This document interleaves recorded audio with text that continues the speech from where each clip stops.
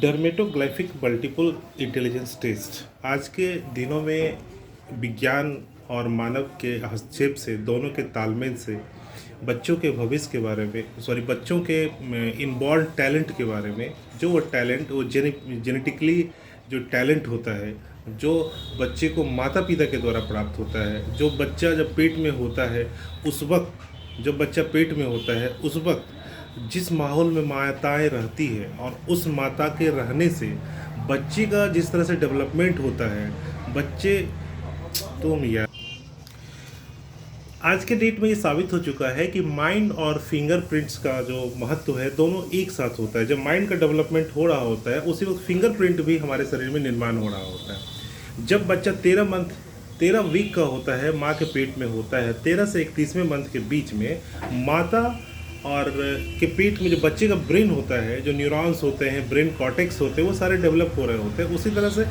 हाथ में भी जो हाथ की जो आकृतियाँ होती है हाथ का जो गठन होता है जो हाथ में रिज्स होते हैं जो होल्स होते हैं वो सारे डेवलप हो रहे होते हैं। कहने का मतलब ये है कि हमारे शरीर का जो एक रिसीविंग पॉइंट यदि हमारा सर है तो हमारे बॉडी का एंड पॉइंट हमारे दोनों हाथ की उंगलियां और हमारे पाँव की उंगलियां होती हैं।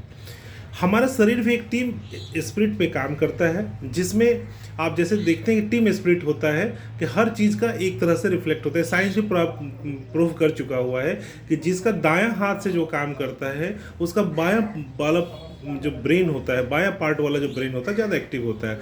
यदि किसी के शरीर में यदि कहीं चोट लगा ब्रेन में यदि कहीं दाएं पार्ट में चोट लगा है ब्रेन के किसी दाएं पार्ट में चोट लगा है तो उसका बायां पार्ट में पैरालिसिस मारने की संभावना ज़्यादा हो जाती है।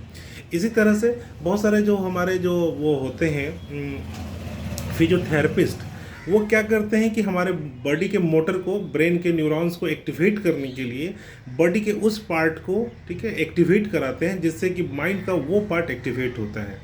उसी तरह से आप देखेंगे कि एक्यूप्रेशर ने भी ये साबित किया है कि हाथ का संबंध हमारे बॉडी से है। हाथ के किसी सर्टेन पॉइंट को दबाने के बाद हमारे माइंड के हमारे शरीर के कोई खास अंग पे उसका प्रभाव या दुष्प्रभाव बढ़ जाता है या घट जाता है। और ये अच्छे जो एक्यूप्रेशर होते हैं वो बेहतर ढंग से करते हैं कि ताकि इसका प्रभाव बढ़ा और इसकी जो कमियां हैं वो घटे।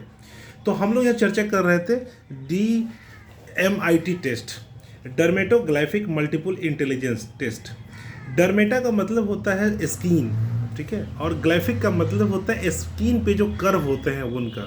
ये कर्व का निर्माण माता के पेट में जब बच्चे होते हैं तो उसमें जो एम्नियोटिक फ्लूइड्स होते हैं उसमें जो बच्चे की पोजीशन होते हैं उन चीज़ों के द्वारा बच्चे का जो मानसिक ये हाथ का जो वो रिज होता है वो गठन होता है। यह पूरी ज़िंदगी नहीं बदलता है और इससे ही आपको पता चलता है कि जब ये पूरी ज़िंदगी नहीं बदलता है तो उसी तरह से हमारे माइंड के भी जो जेनेटिकली जो एक तरह से गुण हैं वो नहीं बदलते हैं। और वो जो इनबॉर्न टैलेंट होता है इननेट टैलेंट होता है जो बच्चे धरती पे आते हैं जिसको ले करके वो नहीं बदलता है। अब प्रश्न ये है कि आपके जहन में एक क्वेश्चन हमेशा आएगा कि बच्चे आज जो है 1 साल के बाद नहीं होंगे 2 साल के बाद नहीं होंगे। तो मेरा यहाँ कहना ये है या साइंस ने या DMIT टेस्ट के द्वारा ये प्रूव हो चुका हुआ है कि 2 ढंग के गुण होते हैं। एक इनबॉर्न टैलेंट जो माता पिता के जेनेटिक्स के द्वारा आता है, बच्चे अपने माँ के विचार के द्वारा सीखते हैं। और फिर तीसरा जो इन्वायरमेंट जिसमें वो बच्चा पलाता है पेट में होता है उन इन्वायरमेंट का प्रभाव पड़ता है। मतलब 3 लेयर का उस पर प्रभाव होता है जेनेटिकली और ये तीनों चीज़ें। और इस रूप से जो है बच्चा इननेट जो उसका कैरेक्टर होता है इनबॉर्न कैरेक्टर जो होता है जो प्रतिभा होता है टैलेंट होता है जो जन्मजात जेनेटिकली टैलेंट है तो वो लेके बच्चा धरती पे आता है। जब बच्चा धरती पे आता है तो हम उसको स्कूल में पढ़ाते हैं टीचिंग देते हैं कोचिंग देते हैं। ये इसका एक्वायर्ड होता है मतलब अर्जित गुण अर्जित टैलेंट और एक लेके आया हुआ टैलेंट। जैसे आप पैतृक संपत्ति में समझें कि आपके पिताजी की संपत्ति या आपके दादाजी की संपत्ति आपकी पैतृक संपत्ति है, लेकिन आपने जो अर्जित किया अपने मेहनत के द्वारा अपने कमाई के द्वारा वो पिताजी के द्वारा जो लेके आते हैं वो पैतृक संपत्ति होता है। और आपने जो अर्जित किया वो संपत्ति आपका अर्जित संपत्ति होता है एक्वायर्ड संपत्ति होता है। फिर जब आप वंशानुगति में दूसरे को हस्तांतरित करते हैं अपने उत्तराधिकारी को तो पैतृक संपत्ति में तो उसको बराबर का राइट मिलता है, लेकिन जो अर्जित संपत्ति होता है उसमें आप अपनी इच्छा और के अनुसार उसको डिस्ट्रीब्यूट करते हैं। यदि आप सभी पुत्रों में बराबर बांटना चाहते हैं तो बराबर देंगे, नहीं तो किसी एक को देना चाहेंगे तो वो न्यायालय में भी जाने के बाद वो उसी का होगा जो आप चाहेंगे, जो आपके द्वारा कमाया गया संपत्ति है। उसी तरह से जो हमारा इनबॉर्न टैलेंट है, जो हम लेके आते हैं, पूरी ज़िंदगी मेरे साथ रहता है, और फिर जो हम एक्वायर्ड नॉलेज टैलेंट होता है या नॉलेज होता है, जिससे कि दोनों के मिलाने के बाद ये हमारा एक व्यक्तित्व जो एक रूप से जो फिजिकली जो बॉडी जो होता है वो हमारे सामने निकल के आता है। जब हम किसी को इनबॉर्न टैलेंट के साथ उसी तरह का एक्वायर्ड इन्वायरमेंट देते हैं तो वह बच्चे में जन्मजात प्रतिभा का विकास बहुत तेज़ी से होता है। इसको आप ऐसे समझें कि यदि किसी का जन्मजात प्रतिभा है, ठीक है, और उसको वही फील्ड दिया जाएगा तो एक्स्ट्राऑर्डिनरी होगा, कम समय में अच्छा राइज कर जाएगा, उसमें ज़्यादा रिसोर्स नहीं देने पड़ेगा, उसका स्किल ज़्यादा डेवलप होगा। वो छोटे छोटे संकेतों को, उस जो इन्वॉल्व टैलेंट है, जो जिस क्षेत्र में उसका इन्वॉल्व टैलेंट है, उसमें छोटे छोटे संकेतों को, छोटे छोटे परिवर्तनों को वो जल्दी से ग्रैस्प कर जाएगा, और इसी को हम लोग कहते हैं एक्स्ट्राऑर्डिनरी। ठीक है, ये टीचर के लिए भी ज़रूरी है, माता पिता के लिए भी ज़रूरी है कि आपके दो बच्चे हैं तो एक बच्चे दूसरे बच्चे से कैसे अलग है, दोनों की सोच क्या है, दोनों की अभिरुचि क्या है, दोनों का लर्निंग पैटर्न क्या है, कैसे याद करता है, वो विजुअल देख के याद करता है या सुन के याद करता है या वो अभ्यास के द्वारा याद करता है। आपको जब ये लर्निंग पैटर्न पता होगा, जब आपको ये पता होगा कि यह फील्ड, इसका जो लोब्स हैं, जो हमारे माइंड में 5 लोब्स होते हैं, राइट साइड में भी 5 और लेफ्ट साइड में भी 5, और उसके लिए हमारी जो फिंगर्स हैं वो सारी चीज़ें उसके लिए जिम्मेवार होती है। तो जब हम 5 लोब्स में आते हैं तो हम लोग देखते हैं कि प्रीफ्रंटल, फ्रंटल, उसके बाद पेराइटल, उसके बाद टेम्पोरल और ऑसिपिटल। तो ऑसिपिटल से हमारी आँखों का संबंध हो जाता है, उसके बाद टेम्पोरल से हमारी कान वान का संबंध, जो श्रव्य के द्वारा, जो हम ऑडिटरी वगैरह के द्वारा जो सुनते हैं, सुनने के द्वारा म्यूजिक वगैरह सारी चीज़ें से आ जाती है। पेराइटल वाला जो लोब्स है, उस लोब्स के द्वारा माना जाता है कि जो आइंस्टीन थे उनका जो पेराइटल लोब्स था, वो राइट साइड वाला जो पेराइटल लोब्स था वो ज़्यादा बड़ा था। मतलब कहने का मतलब ये देखिए कि हमारे माइंड में न्यूरॉन्स का और ब्रेन कॉर्टेक्स का डिस्ट्रीब्यूशन होता है, वितरण रहता है। ठीक है, जिस एरिया में ज़्यादा वितरण होगा, ज़्यादा संघनन होगा, ज़्यादा मात्रा होगी, वो एरिया ज़्यादा डेवलप होगा, उस एरिया में हम ज़्यादा अच्छा कर सकेंगे। हर एरिया से कनेक्टिंग जो हमारे दुनिया का वर्ल्ड मतलब होता है, एक स्पेसिफिक एरिया होता है। तो इनका जो आइंस्टीन का था, वो पेराइटल वाला जो लोब्स था वो ज़्यादा डेवलप था। पेराइटल वाला ज़्यादा लोब डेवलप होने के कारण वो ज़्यादा अच्छे से देख सकते थे, विजुलाइज कर सकते थे चीज़ों को। ठीक है, और तो उसमें साइंटिफिक टेम्परामेंट ज़्यादा था, उन्होंने ज़्यादा अच्छा किया। ठीक है, तो उसी तरह से देखिए कि जब लोब्स बड़ा हो गया, ठीक है, अदरवाइज तो हम लोग मानते हैं कि ब्रेन कॉर्टेक्स और न्यूरॉन्स, लेकिन उनका लोब्स भी बड़ा था, तो लोब्स बड़ा होने के कारण ज़्यादा से ज़्यादा मात्रा उस घर में ज़्यादा न्यूरॉन्स होंगे, ब्रेन कॉर्टेक्स होंगे, तो इसका ज़्यादा इम्पैक्ट होगा। ठीक है, तो इस रूप से हम लोग देखते हैं कि उसके ब्रेन में जो न्यूरॉन्स है, ब्रेन कॉर्टेक्स है, उसका डिस्ट्रीब्यूशन कैसा है, और उस डिस्ट्रीब्यूशन के आधार पर हम लोग ये बताते हैं कि बच्चे किस स्पेसिफिक एरिया में जाके काम कर सकते हैं। तो यहाँ पे ये संबंध होता है। फिर इसके द्वारा हम लोग ये भी देखते हैं कि हाँ, दूसरी चीज़ें हम लोग ये करते हैं कि हाथ का इम्पोर्टेंस तो रेकी के द्वारा प्रभावित हो चुका है, और आपको एक्यूप्रेशर के द्वारा प्रभावित हो चुका है, पामिस्ट्री वगैरह हस्त विज्ञान के द्वारा भी हाथ की रेखाओं के बारे में बहुत कुछ बताया जा सकता है। हम इसकी यूटिलिटी के बारे में देखते हैं, इसकी उपयोगिता के बारे में देखते हैं, तो हमें ये पता चलता है कि रसिया में जो यूएसएसआर था, जो रसिया से पहले यूएसएसआर था, जिसका 1991 में पतन हो गया, तो यूएसएसआर में जब ओलंपिक्स वगैरह में भेजे जाते थे तो उनका डीएमआईटी टेस्ट किया जाता था, और जिनकी वो फाइन मोटर्स वाला जो पार्ट होता है, ठीक है, ग्रॉस मोटर जिनका ज़्यादा एक्टिवेट होता था, तो उनको हम भेजते थे उधर। ठीक है, और उसी तरह से, ठीक है, चाइना में बहुत काम हुआ है इसके बारे में कि जिनका डीएमआईटी टेस्ट होता है, जिनका स्पेस में जाने का रुचि अभिरुचि या रहता है, तो उसको वहाँ चुन के उधर भेजा जाता है। अब मान लीजिए कि किसी बच्चे में मान लीजिए एक ऐसा है कि उसमें विजुलाइजेशन की पावर बहुत ज़्यादा है, वो चीज़ों को बहुत अच्छे से देख सकता है, लेकिन आप उसको सर्जरी के फील्ड में भेज रहे हैं, तो डॉक्टर बनाने की फील्ड में भेज रहे हैं, सर्जरी करने जा रहा है, तो सर्जरी में विजुलाइजेशन का मतलब क्या है, वो तो डिसिप्लिन है। ठीक है, वहाँ तो ज़्यादा विजुलाइजेशन दाएँ बाएँ ज़्यादा आप कर नहीं सकते। ठीक है। तो विजुलाइजेशन का अपना एक अलग एरिया है जो ग्राफिक्स वाला एरिया में चला जाएगा, काम करेगा, ठीक है। विजुलाइजेशन वाला एरिया वो कलर का पहचान ज़्यादा अच्छा से कर सकेगा। विजुलाइजेशन वाला एरिया होगा, ठीक है, थोड़े थोड़े परिवर्तन को भी जो है कि कैसे वो कर लेगा। विजुलाइजेशन देख के ज़्यादा चीज़ें जैसे देखा और मेमोराइज हो जाएगा सारी चीज़ें उसके साथ। तो ये सीधे चीज़ें होती हैं। आप देखेंगे कि जिसका टेम्पोरल वाला एरिया है, तो टेम्पोरल वाला एरिया है तो आप देखेंगे टेम्पोरल का संबंध जो होता है कान से होता है।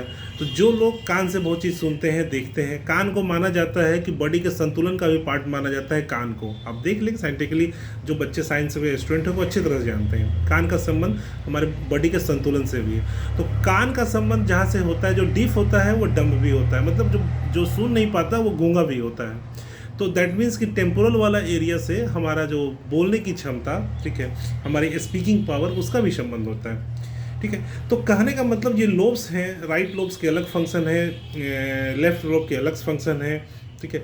दोनों लोब्स में डोमिनेंस किसका है, डोमिनेंस का 7% से ज़्यादा अंतर नहीं होना चाहिए। फिर एक असंतुलन आता है और एक असंतुलन दूसरे पे हावी हो जाए। इन सारी चीज़ों का व्याख्या एक काउंसलर एक करता है और फिर वो टीचर को बताता है। तो हम लोग यहाँ ये आते हैं कि एक जो हमारा DMIT टेस्ट करने के लिए हम लोग सैंपल लेते हैं।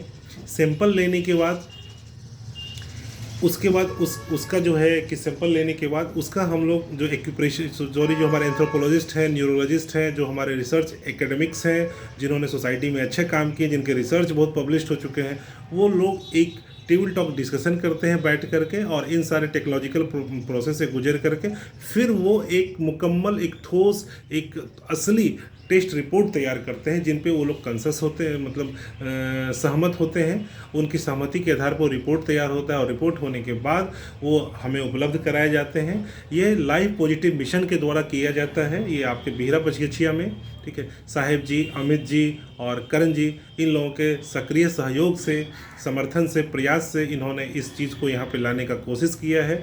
और जो लाइफ पॉजिटिव मिशन है, जिसको LPM भी हम लोग कहते हैं, ठीक है, यह LPM इन चीज़ों को जो रिपोर्ट तैयार होता है, तो फिर रिपोर्ट के बाद इसका जो काउंसलर होता है वो चीज़ों रिपोर्ट का अध्ययन करता है। अध्ययन करने के बाद इसके मेरिट डिमेरिट को समझता है और फिर गार्जियन को बुलाता है और फिर बच्चे और गार्जियन का एक मुकम्मल काउंसलिंग होता है। उनको बताया जाता है कि आपके बच्चे का जो इनबॉर्न टैलेंट क्या है, जेनेटिकली टैलेंट क्या है, ठीक है, और या हिडन टैलेंट क्या है। इस टैलेंट को आप कैसे, किस परिस्थिति से बाहर ला सकते हैं। बच्चे को एक्वायर्ड यदि नॉलेज उसी तरह से दिया जाए, एक्वायर्ड शिक्षा उसी तरह से दिया जाए जो इनबॉर्न टैलेंट है उसके तरफ से, तो ये बहुत कम समय में, कम लागत पे, कम मेहनत पे बहुत अच्छा कर सकता है, ठीक है। इसका लर्निंग पैटर्न ये है, ठीक है, ये इसका जो पसंद का टॉपिक, पसंद का एरिया ये होगा, इस एरिया में ये अच्छा कर सकेगा। तो इन सारी चीज़ों से एक बेहतर व्यक्तित्व का निर्माण हो सकता है। यह उन लोगों के लिए भी ज़्यादा ज़रूरी है जो किसान है, जिनकी आय सीमित है, जिनकी जो कम, जिनकी आमदनी, मंथ की आमदनी या वार्षिक आमदनी कम है। वो अपने बच्चे को एजुकेशन देना चाहते हैं, लेकिन उन्हें ये समझ में नहीं आता कि हम एजुकेशन दें कैसे, और देते भी हैं तो हमारे सिस्टम में आज के टाइप बनता है, एक दूसरे के टाइप हम लोग बनाना चाहते हैं। हर समाज, हर व्यक्ति का अपना एक मानक होता है, उसी मानक के अनुसार हम लोग एक टाइप पर्सन बनाते हैं। स्कूल में जाओ, पढ़ो, मैट्रिक में अच्छा नंबर लाओ, फिर इंटर में अच्छा नंबर लाओ और फिर उस दौर में शामिल हो जाओ। हम लोग कभी ये नहीं सोचते कि बच्चे में एक अपनी एक गुण होती है, अपनी एक क्षमता होती है। बच्चे दूसरे की तरह नहीं बने, बच्चे अपनी तरह बने। जब हम बच्चे को इस पर फोकस करते हैं कि बच्चे अपनी तरह बने, तो बच्चे का जो इनबॉर्न टैलेंट है वो ज़्यादा डेवलप होता है और बच्चे अपनी तरफ बन पाते हैं। उस बच्चे में फ्रस्ट्रेशन की भावना नहीं आती, अवसाद की भावना नहीं आती, वो उस बच्चे में सुसाइडल अटैक नहीं होता और अपने करियर से परेशान नहीं होते। हम लोग देखते हैं कि बच्चों को हमने हायर एजुकेशन के लिए भेजा, उन्होंने पढ़ा, पढ़ने के बाद उस प्रविधि में, उस एरिया में, उस डोमेन में वो रच नहीं सका, बस नहीं सका, ठीक है। नतीजतन वो दूर दूर से पढ़ा, तो मन लगा के नहीं पढ़ा, और जब आया तो मार्केट में खप नहीं पाया, नतीजतन कि वो संतुष्ट नहीं हो पाया, घर में आकर के बैठ गया और फिर वो मेहनत भी नहीं कर रहा है। क्योंकि मेहनत को जो है दृष्टि से देखने लगा, वो सोचता है कि हमने इतना हायर एजुकेशन किया है, मैं छोटा सा काम जो मैट्रिक इंटर वाले करते हैं मैं क्यों करूं। नतीजतन क्या होता है कि बेरोजगार होकर के बैठता है और उसके माता पिता और उसका पूरा परिवार ठीक है, उसका नेक्स्ट जनरेशन इन चीज़ों से आर्थिक बोझ के तले, सामाजिक बोझ के तले दब के टूट के मरने लगता है, और वो ऐसे मरता है कि उसके मरने को कोई देखता है ना, वो सिस्टमिक रूप से मरता है। ठीक है, उसकी उसकी पर्सनैलिटी बिखरने लगती है, उसके सोच और आदतें चेंज होने लगती है। तो हमें एक नागरिक के तौर पर उसको रोकना है, उसको बढ़ाना है, ताकि एक बच्चे समाज में अपनी भागीदारी कर सके, एक परिवार डेवलप हो सके। एक परिवार समाज में एक बच्चा जो कुछ देगा तो उस परिवार मजबूत होगा, परिवार मजबूत होगा सोसाइटी मजबूत होगा, और सोसाइटी मजबूत होगा तो फिर देश मजबूत होगा। हम लोग ये देखते हैं कि एक अच्छा बच्चा सबका होता है और एक गलत बच्चा किसी का नहीं होता, ना अपने घर का होता है, ना समाज का होता है, ना अपने जाति का होता है, किसी का नहीं होता। और यदि अच्छा बच्चा होता है तो उसको दूसरे जाति वाले लोग भी कहते हैं कि मेरे गाँव का मेरा भाई है, मेरा बेटा है, मेरा बच्चा है ये। तो इस रूप में हम लोग बच्चे को टाइप बच्चा नहीं बनाएं, बच्चे को बच्चे की तरह डेवलप करें, और उसके लिए DMIT टेस्ट जरूरी है। और ये DMIT टेस्ट कराने के बाद हमें ये पता चलता है कि बच्चे का इनबॉर्न टैलेंट क्या है, उसके मानसिक गठन क्या है, उसके न्यूरॉन्स ब्रेन कॉर्टेक्स का डिस्ट्रीब्यूशन क्या है, वह किस फील्ड में अच्छा कर सकता है, उसका लर्निंग पैटर्न क्या है, वह किस डोमेन में अच्छा करेगा। ठीक है, और इस रूप में यदि आप उस रूप में उसे माहौल प्रोवाइड करेंगे तो वो एक्स्ट्रॉर्डनरी उस फील्ड में हो सकेगा। सपोज कीजिए सचिन तेंदुलकर यदि क्रिकेट नहीं खेल के फुटबॉल खेलता तो क्या होता। लता मंगेशकर यदि गाना नहीं गा करके यदि एक्टिंग करती शाहरुख खान और माधुरी दीक्षित तो क्या होता। तो हम एक अच्छे प्रतिभा को खो देते हैं। तो मेरा ये कहना है कि एक टीचर भी आप देखेंगे कि 100 बच्चों का क्लास होता है, इससे 2-3 को बच्चे एक्स्ट्रॉर्डनरी होते हैं। क्यों? उस 2-3 बच्चे को उसी रूप वही एजुकेशन वही चीज़ें अच्छी लगती है तो वो अच्छे एक्स्ट्रॉर्डनरी होते हैं। अदर बच्चे को यदि उसकी प्रतिभा को हम पहचान लें, उसको यदि हम देख लें कि उसमें इसकी ग्रास्पिंग इसमें कैसे पढ़ेगा, ये ऑडिटरी चलेगा या फिर एक्सपीरियंस के द्वारा या कुछ चीज़ों को अभ्यास के द्वारा पढ़ेगा, या सुनने के बाद पढ़ेगा, या फिर देख के पढ़ेगा। ठीक है, तो इन चीज़ों ग्रुप डिस्कशन के थ्रू इसमें नॉलेज आएगा। ठीक है, तो इन चीज़ों के द्वारा हम उस बच्चे का डेवलपमेंट कर सकते हैं, एक अच्छा व्यक्तित्व का निर्माण कर सकते हैं जो समाज का कर्णधार होंगे। और यह जो लाइफ पॉजिटिव मिशन है, इन्होंने एक बड़ा बीड़ा उठाया है, और यह एक बड़ी इंसानियत की बड़ी भावनाओं से प्रेरित होकर काम कर रहा है। और इसमें हम सबों का योगदान है। हमारे जो मोरल्स ड्यूटी हैं, जो हमारे संविधान के द्वारा हमें मौलिक कर्तव्य बताए गए हैं, उसमें मौलिक कर्तव्य में एक कर्तव्य ये भी है कि हम लोगों में वैज्ञानिक सोच, वैज्ञानिक प्रवृत्ति का विकास करें। वैज्ञानिक, और इस रूप में यदि हम समाज में वैज्ञानिकता का प्रसार करते हैं, विकास करते हैं, तो एक अच्छा नागरिक, एक अच्छा समाज बनता है। हम लोग अपने कर्तव्य को यदि पूरा करते हैं तो हमारा अधिकार स्वतः हमें मिल जाता है। हम अधिकार के पीछे भागेंगे तो मुझे कर्तव्य नहीं मिलेगा, और कर्तव्य के पीछे मांगेंगे, हर व्यक्ति अपना कर्तव्य करेगा तो किसी को अधिकार मांगने की जरूरत नहीं पड़ेगी। इस रूप में लाइफ पॉजिटिव मिशन एक लाइफ को पॉजिटिव बनाने के लिए एक बड़े मिशन पे जुड़ा हुआ है। यह मिशन एक सकारात्मकता का माहौल बनाता है। सकारात्मकता सोच कैसे हमारे व्यक्तित्व के जीवन को परिवर्तन करती है, कैसे हमारी ज़िंदगी में चार चांद लगा देती है, नकारात्मकता कैसे हमारे जीवन को बिखेर देती है, इन सारी चीज़ों से लाइफ पॉजिटिव मिशन जुड़ा हुआ है। एक बड़ा बड़ी सोच, बड़ी भावनाएं, बड़ी उम्मीद, बड़ी आशाएं और बड़े लक्ष्य को लेकर के ये चली है।